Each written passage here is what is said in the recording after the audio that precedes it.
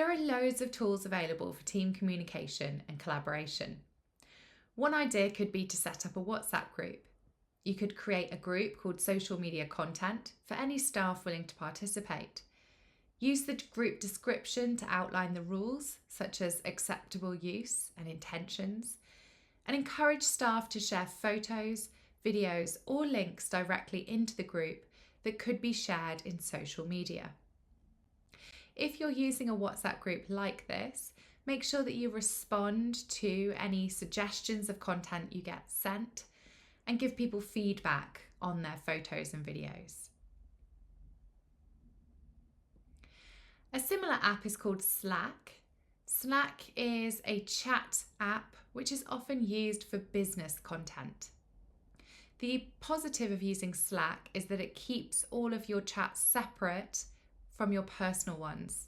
So if you were using WhatsApp for personal, you could use Slack for all your business communication.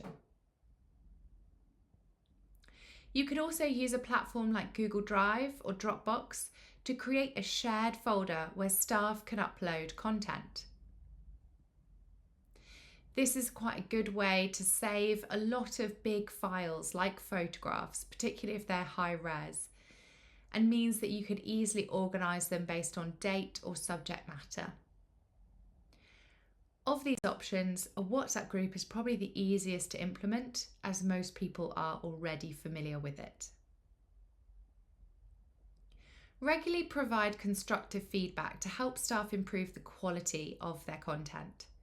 Encourage positive contributions by praising good work and letting staff know when their content will be seen across your socials.